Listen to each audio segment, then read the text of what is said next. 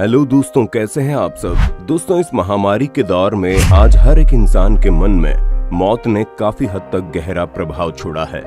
दोस्तों, और तो और 21वीं सदी के इस भाग दौड़ भरी जिंदगी में जहां एक तरफ हर एक व्यक्ति अंधाधुंध काम के पीछे भाग रहा है, जिसमें प्रीमैच्योर एजिंग और अकाल मृत्यु जैसी चीजें काफी कॉमन होती जा रही हैं, वहीं दूसरी तरफ कुछ अमीर लोग जैसे मिलियनियर और बिलियनियर बनने के लिए ऐसे तकनीकों में अपने पैसे लगा रहे हैं जो उन्हें अमर बना सकती है। आज तकनीक ने हर क्षेत्र में तरक्की की है, जैसे डीएनए को फिर से तैयार करने से लेकर छपाई के अंगों तक। आपको ये जानकर आश्चर्य होगा कि सिलिकॉन वैली के कुछ सबसे सफल और धनी लोग लंबे समय तक जीने के रहस्य की खोजने की उम्मीद के साथ जैव चिकित्सा अनुसंधान और ऐसी कई नई तकनीकों में इन्वेस्ट कर रहे हैं। अरे दोस्तों, चौंकिए नहीं। आज जिस गति से विज्ञान और तकनीक चल रही है, आने वाले सालों में ये भी मुमकिन हो जाएगा। और यही नहीं दोस्तों, दुनिया के कई बड़ी बड़ी कंपनीज इस पर काम भी कर रही है।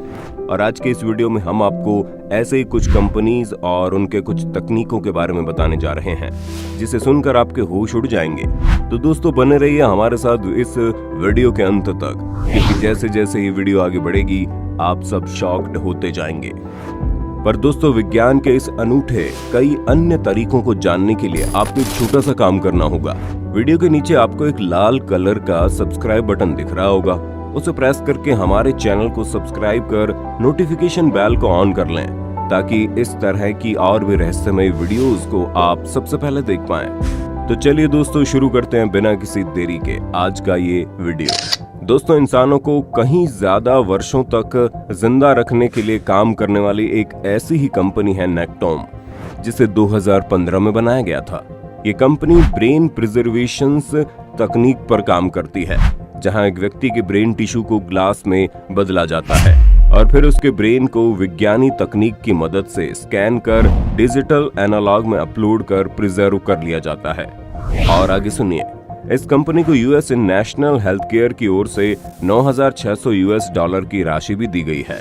ये कंपनी अभी इंसानों के ब्रेन प्रिजर्वेशन के लिए $10,000 चार्ज करती है। दोस्तों, ऐसी एक और कंपनी है क्रायोजेनिक्स, जिसे मशहूर अमेरिकी डायरेक्टर वॉल्ट डिज्नी ने फंड किया है। इस कंपनी में एक इंसान की बॉडी को लिक्विड नाइट्रोजन गैस के हाई टेम्परेचर के एक चैम्बर में प्रिजर्व करके रखा जाता है, ताकि उसकी बॉडी सड़ने से बचे और जब फ्यूचर में मेडिकल साइंस और एडवांस हो जाएगा तो उस इंसान को वापस जिंदा किया जा सके। ऐसा हम नहीं कह रहे, बल्कि उस रिसर्च कंपनी के वैज्ञानिकों का दावा है। और यही नहीं, बल्कि इसी तकनीक पर एल्कोर नामक एक और भी कंपनी काम कर रही है, जहां केवल एक इंसान के ब्रेन को प्रिजर्व करके रखा जा सकता है, जिसकी कीमत $80,000 मिलियन है। और पूरे बॉडी को प्रिजर्व करने के लिए $200,000 मिलियन की कीमत लगती है। और तो और इस कंपनी में अभी 182 लोगों ने इस तकनीक का लाभ उठा लिया है। इस कंपनी के इस तकनीक में कई बड़े बड़े नाम, जैसे रिचर्ड जोन्स, जो कि एक विख्यात हॉलीवुड एक्टर, डायरेक्टर और राइटर है, उन्होंने $50,000 के इन्वेस्टमेंट्स भी किए हैं। और अब तक एल्कोर में $1.65 मिलियन की बड़ी रकम इन्वेस्ट हो चुकी है।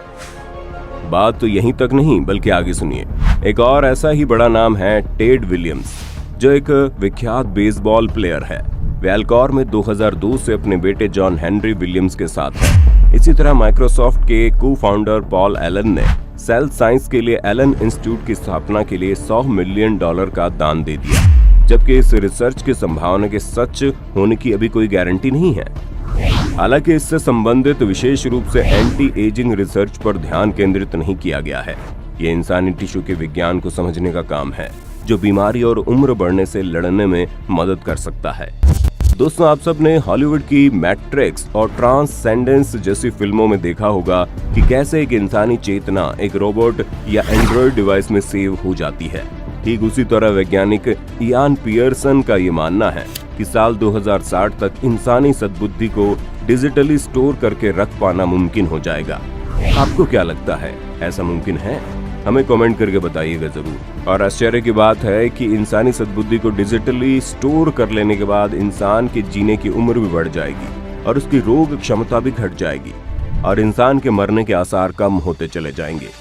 इस तकनीक में बिल्कुल इस साई-फाई फिल्म की तरह उस इंसानी चेतना को डिजिटली प्रिजर्व कर एक वर्चुअल दुनिया में अपलोड कर दिया जाएगा।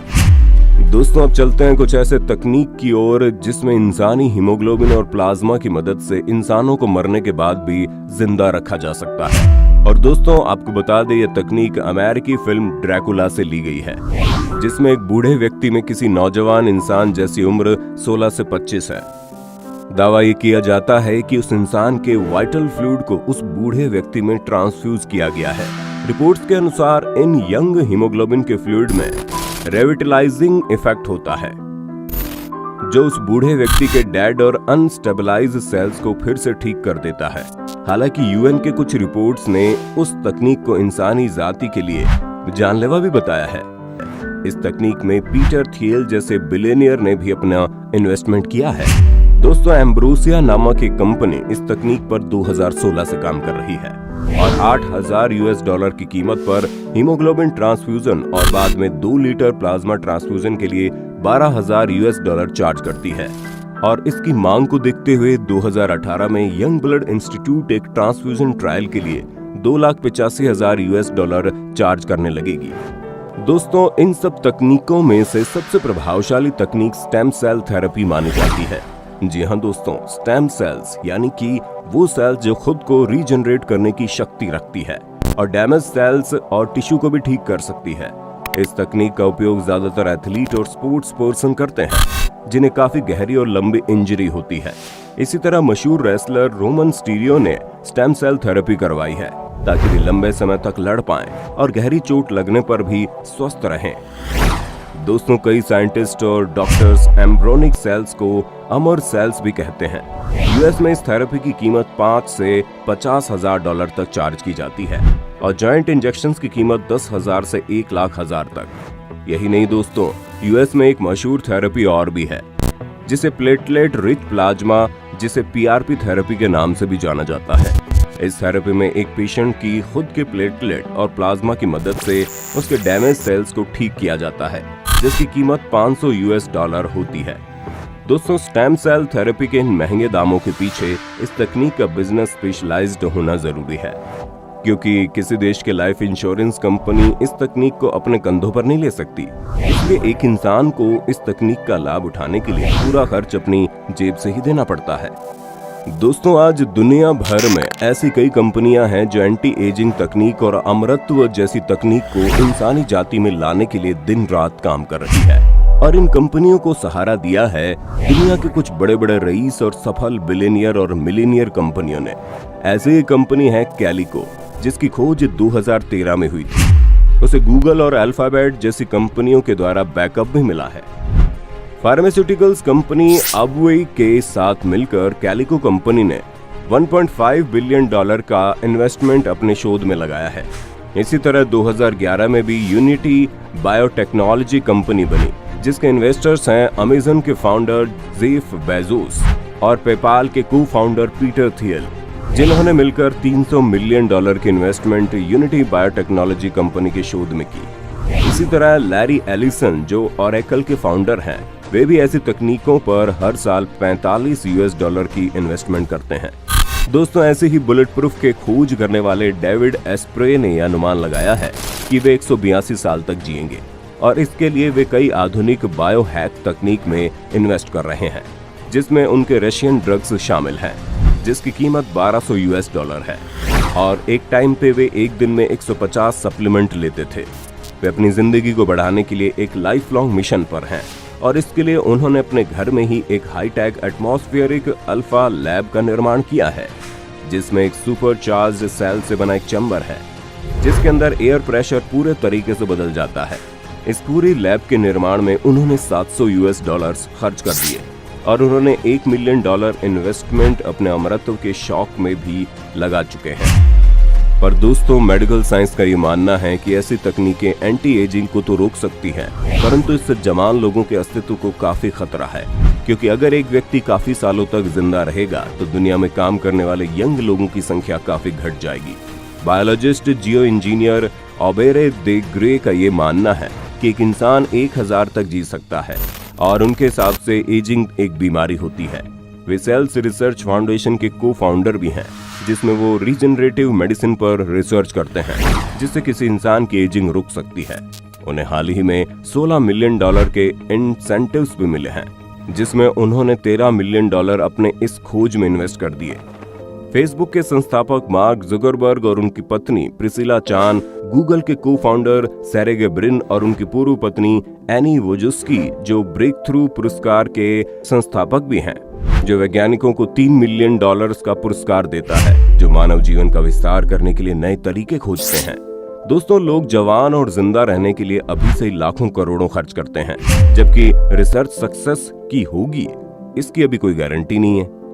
नैपस्टर के सह संस्थापक और फेसबुक के पहले अध्यक्ष सीन पार्कर का मानना है कि जीवन के विस्तार करने वाली तकनीकों में निवेश करना बहुत ही व्यक्तिगत है।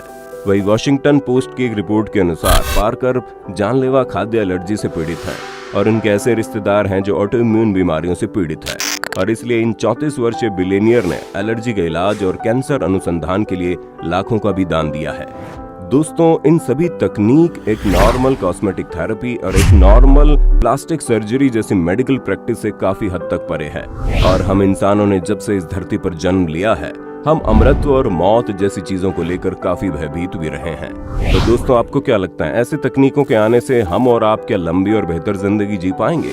आप इन तकनीक और एंटी एजिंग एवं अमरत्व के बारे में क्या सोच रखते हैं? हमें नीचे कमेंट बॉक्स में बताइए।